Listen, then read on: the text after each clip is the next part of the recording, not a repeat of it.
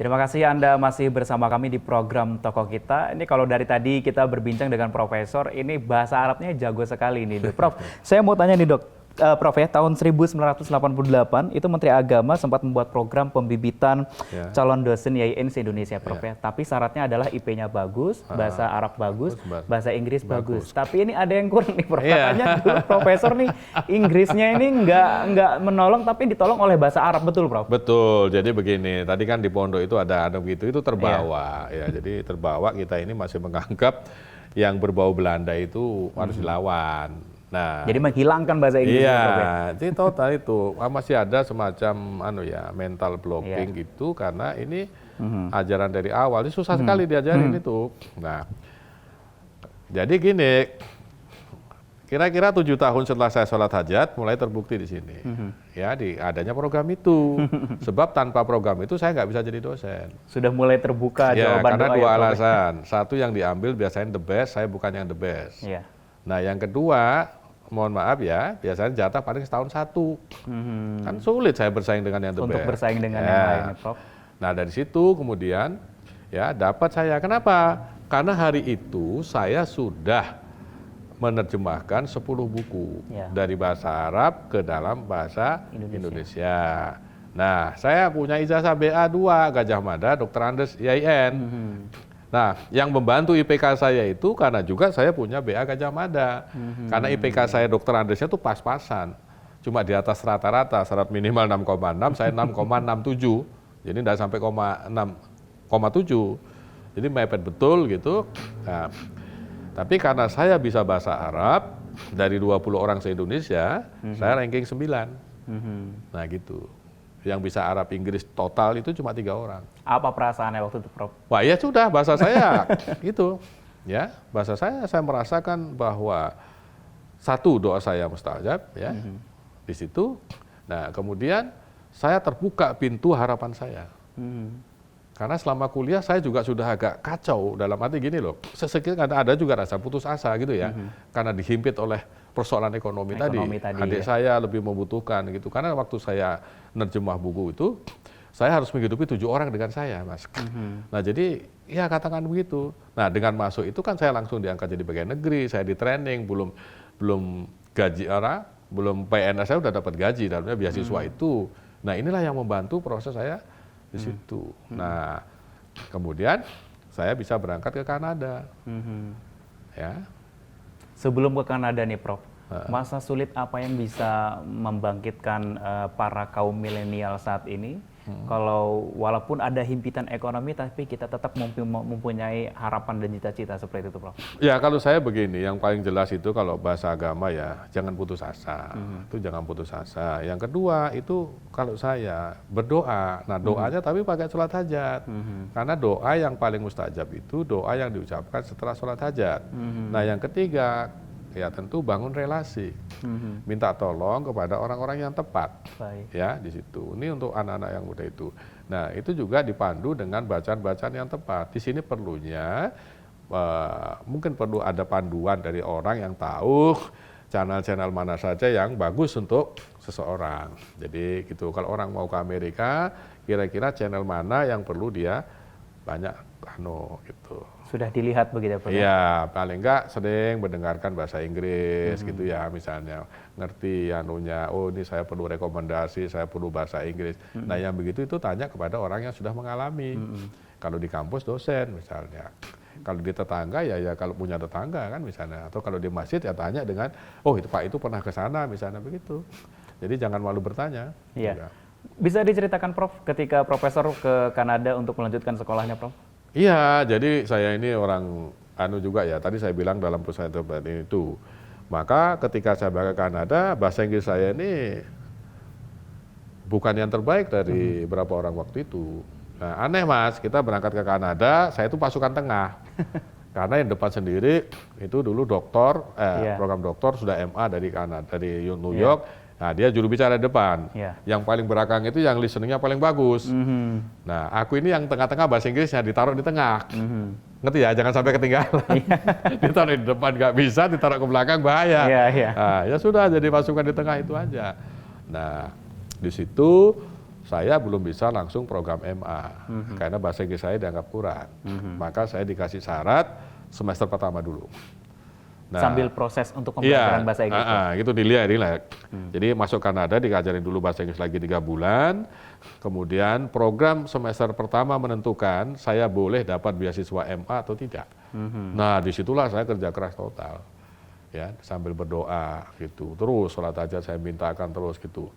Ya Allah, aku ini kepengen ke Harvard, ya Allah, aku ini kepengen jadi profesor di Amerika, masa kayak gini aja enggak kau loloskan, kira-kira gitulah kalau bahasa anunya ya. Tapi dengan kecerdasannya bahasa Inggris akhirnya lancar ya, Prof? Iya, itu ini kalau ini gini Mas, kali ini gini. Makanya para santri orang Indonesia ya, kalau yang sudah bisa bahasa Arab, belum bisa bahasa Inggris, saya tegaskan sekali lagi. Ya, tingkat kompleksitas bahasa Inggris itu hanya ya. Itu 5-nya, 20-nya bahasa Arab. Berarti berapa persennya itu? Ya hanya 20% lah kira-kira tingkat anunya. Nah, jadi kalau sudah bisa bahasa Arab, ya baca kitab gundul gitu, akan bisa cepat ya, Prof, mengikuti. Ya? Itu terbukti dari teman-teman di program pembibitan. Berapa lama di Kanada saat itu, Prof? Saya MA 2 tahun, ya, 30 bulan tepatnya. Nah, kemudian pulang 2 tahun, kemudian saya kursus lagi, ya jangan salah, TOEFL. Karena saya harus bersaing ke dokter, dan saya kursus bahasa Perancis. Pasti ada kebanggaan tersendiri orang tua ketika menuju ke negeri seberang ya, Prof ya? Iya, jadi gini bapak saya ini kan tentara ya, saya bilang ya, dulu aku pernah terus terang Mas, pernah mau kuliah ke Mesir. Iya. Pak, aku ini mau ke Mesir. Apa kata bapak saya? Enggak. Kamu tahu ya, Mesir lagi perang lawan Israel. Ya, dalam kondisi perang itu banyak peluru nyasar. Cukup bapak yang alami, kamu nggak boleh. Ya, aku nggak rela anakku sekolah di daerah perang. Cukup, dia bilang. Kekhawatiran tiap hari terjadi. Ya, nah, ya sudah, saya maunya gitu. Iya. Tapi begitu saya dapat beasiswa ke Kanada, ya bapak saya ini nggak saya duga. Itu kalau orang Jawa larinya ngincik gitu loh. Iya. Pak, aku diterima di sini, mau sekolah ke Belanda, kemana? Ke Kanada, tolong carikan SKCK itu ya. Itu bapak saya kenceng banget itu ngurusnya. Bayangkan loh, seorang tentara santri ya di sini, yang kecilnya itu kitab kuning nggak ngerti ijazah. Iya. Ketika saya ke mana? Mesir dia nggak boleh. Nah, tapi ketika ke Kanada belajar, mohon maaf ya, hari itu kan masih ribut di kalangan orang Kemenak ya. Kementerian Agama Islam itu, yang Islam ya, belajar ke Barat, belajar Islam ini kan masih masalah. Masih nggak ada kasusnya Cak Nur misalnya ya, dipersoalkan orang. Nah, tapi bapak saya beda, yang harusnya justru mempersoalkan lebih awal. Itu saya melihat kebanggaan itu ada di situ.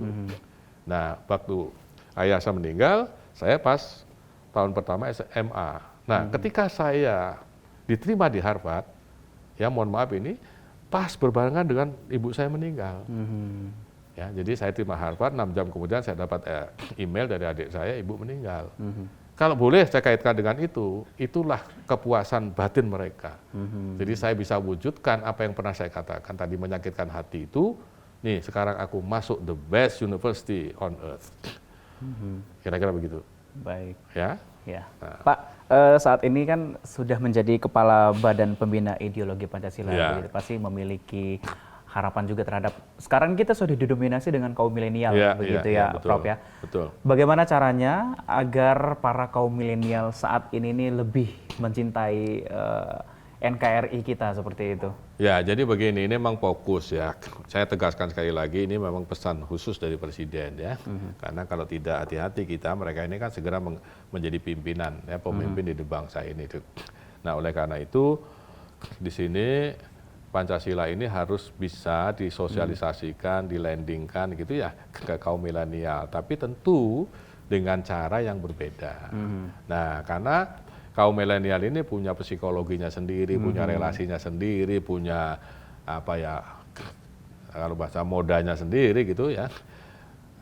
Maka di sini ya punya budayanya sendiri. Kita akan berbicara kepada kaum milenial ini dengan menggunakan apa yang menjadi keinginan mereka.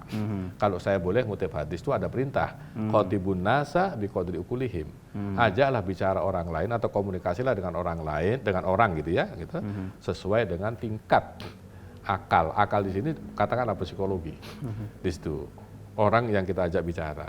Nah sekarang kita berbicara kepada kaum milenial, maka caranya tidak akan sama dengan kalau saya berbicara kepada seorang dosen.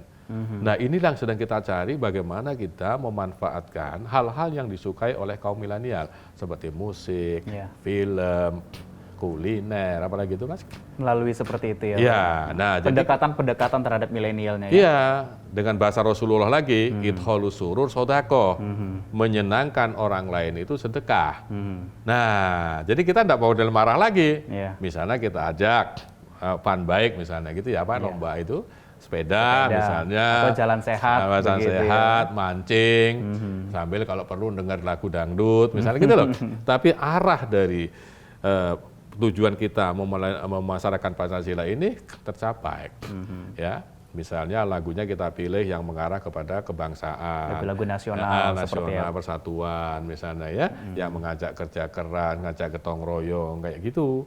Nah, tapi ini diramu dengan itu tadi alat-alatnya. Tentu bukan saya yang akan membuat. Saya tentu tidak ngerti jiwa milenial ya. Kita manggil para ahlinya melalui FGD yang sedang dirumuskan, dan nanti tentu yang paling utama bekerja sama dengan Kementerian Pendidikan, Kementerian Agama, Kementerian Pariwisata, kira-kira begitu. Baik, kita akan lanjutkan perbincangan kita. Sepertinya perjalanan hidup dari Profesor Yudan ini sangat menarik begitu ya, untuk menggairahkan semangat para kaum milenial untuk bisa menggapai cita-citanya seperti itu. Kita akan kembali usai jeda pariwara berikut. Tetap bersama kami di Toko Kita.